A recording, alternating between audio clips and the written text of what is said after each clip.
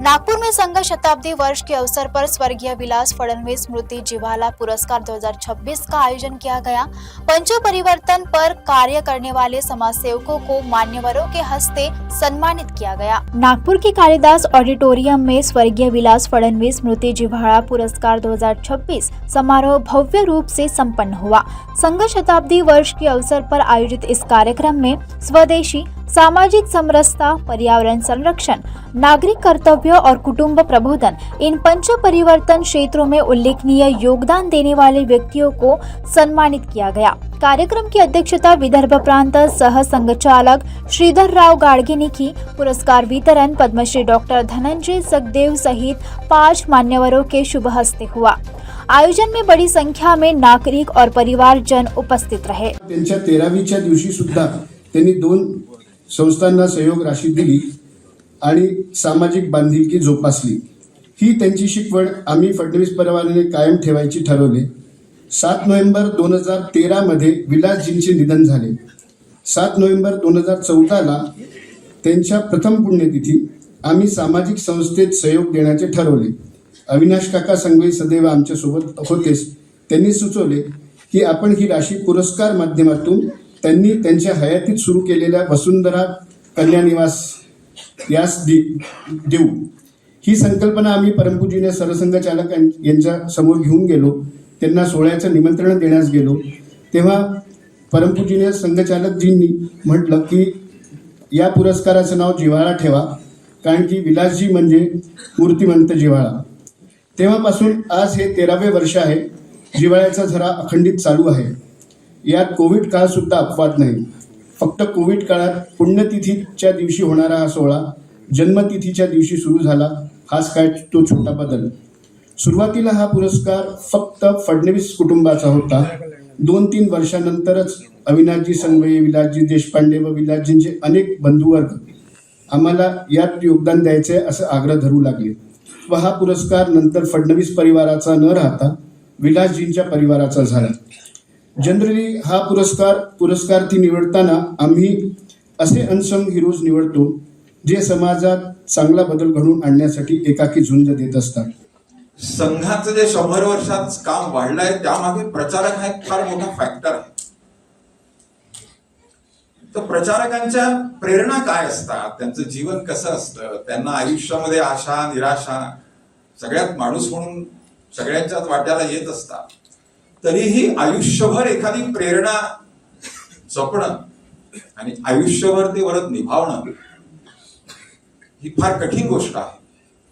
तर या प्रचारक व्यवस्थेविषयी या निमित्ताने आपण प्रचारकांविषयी या निमित्ताने आपण थोडं जाणून घेण्याचा प्रयत्न करू। मित्र, आपल्या समोर जे दिग्गज बसले आहेत ना, ते इतकी मोठी माणसं आहेत, इतका प्रदीर्घ काळाचा अनुभव आहे आणि त्यांचं सामाजिक जीवनातलं कर्तृत्व इतकं मोठं आहे की प्रत्येकाची मुलाखत घेतली तरी 2-2 तास जाते। इतकं काम या सगळ्या लोकांनी केलं आहे।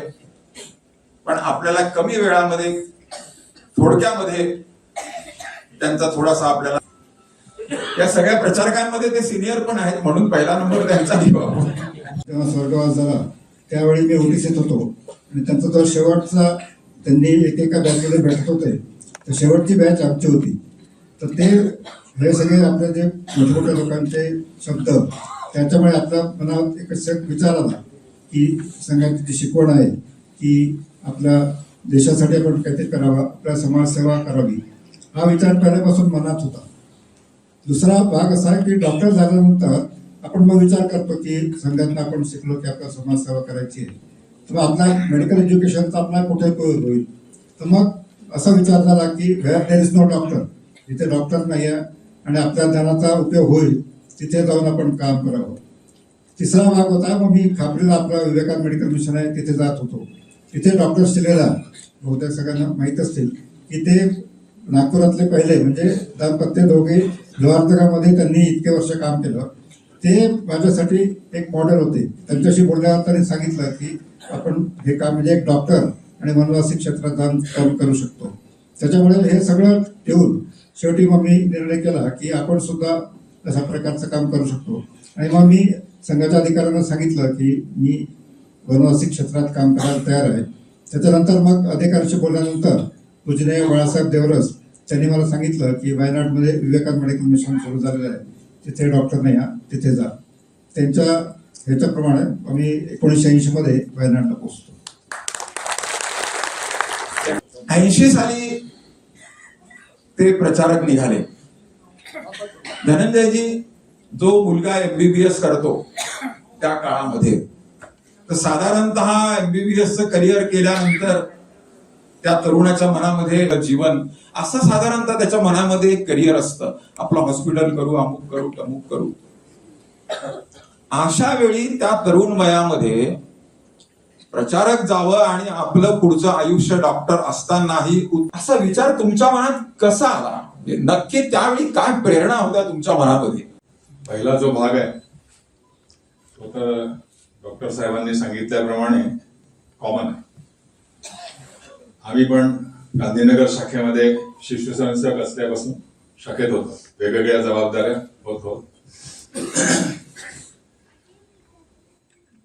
पण त्याच्यामध्ये या दृष्टीने बीजारोपण जे झालं ते म्हणजे आमचे विलासजी देशपांडे.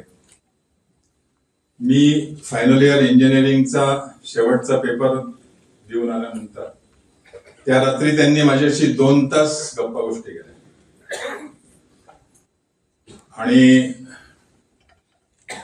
काहीतरी वेगळं करायला पाहिजे, वेगळं जीवन जगायला हवं.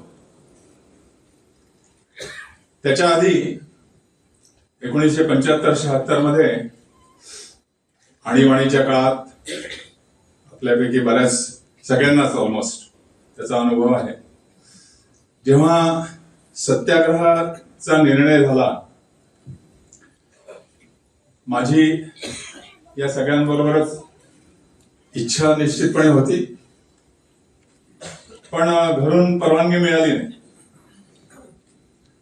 आणि म्हणून मी थांबलो, म्हणजे सत्याग्रहामध्ये भाग घेऊ शकलो नाही. पण तेव्हा मनामध्ये हा विचार निश्चितपणे पक्का केला की कुठल्या तरी मार्गाने ज्याला आपण देशासाठी जगणे हे आपल्याला करणं आवश्यक आहे. हे बीजारोपण आधी होतं, नंतर मग विलासजी देशपांडे. आता माझं नजर गेली तिकडे, मी मगासपासून शोधत होतो विलासजी. आणि मी मायको बॉश या कंपनीत नाशिकमध्ये 6 वर्ष काम करत असताना वनवासी कल्याणाश्रमाचा स्थानिक कार्यकर्ता म्हणून काम केलं नाशिक जिल्ह्यामध्ये. आणि नाशिक जिल्ह्याचा जो गुजरातच्या डांग भागाशी लागलेला जो सगळा प्रदेश आहे त्याच्यामध्ये मोटरसायकलवर प्रवास करत वनवासी जीवन काय आहे याचा पण अनुभव आला, तिथली परिस्थिती काय त्याचा पण अनुभव. आणि हळूहळू जे बीजारोपण झालं होतं, सत्याग्रहामध्ये जाऊ शकल्या नसल्यामुळे जे काही विचार मनात आले होते ते पक्के झाले. आणि 1986च्या सुरुवातीला वाटतं घरी सांगितलं मी एका विशिष्ट वेळीस की तुम्ही माझ्याकरता काही बाकी गोष्टी बघू नका. पण मी निर्णय अजून घेतलेला नाही, कारण नाशिकमध्ये असतानाच वनवासी कल्याणाश्रमाच्या कामाबरोबरच विवेकानंद केंद्राशी सुद्धा एक सघन परिचय झाला. 1984 आणि 1986 मध्ये 2-2 दिवसाकरता मी कन्याकुमारीला भटकायला म्हणून गेलो. आणि मग आता 3 संघटनांचा थोडाफार अनुभव. इकडे नागपूरला आलो की श्रीरामजी 2-1 वेळा घरी आले. कल्याणाश्रमामध्ये नाशिकला असताना बाळासाहेब दीक्षित त्यांनी पण थोडीफार गुजगोष्टी करण्याचा प्रयत्न केला आणि सरतेशेवटी वनवासी कल्याणाश्रमाच्या त्यावेळेसचे जे संघटन मंत्री होते भास्करराव कळंबी, त्यांच्याशी डोंबिवलीमध्ये भेट घेतली की असं असं आहे तर काय करू मी. तर त्यांनी मला सांगितलं, मनाप्रमाणे जे काम जवळचं वाटतंय त्या कामामध्ये शिरायला काही हरकत नाही, सगळी कामं सारखीच आहेत. आणि असं असल्यामुळे 1987 च्या 21 दिवसाच्या कन्याकुमारीच्या योग शिक्षण शिबिराला गेलो. रिझर्वेशन मिळालेलं नव्हतं म्हणून नाशिक ते पुणे, पुणे ते बेंगलोर, बेंगलोर ते कन्याकुमारी असा बसचा प्रवास करत गेलो. आणि 1987च्या त्या 21 दिवसाच्या शिबिरानंतर परत येऊन आठवड्याभरामध्ये राजीनामा दिला आणि या मार्गामध्ये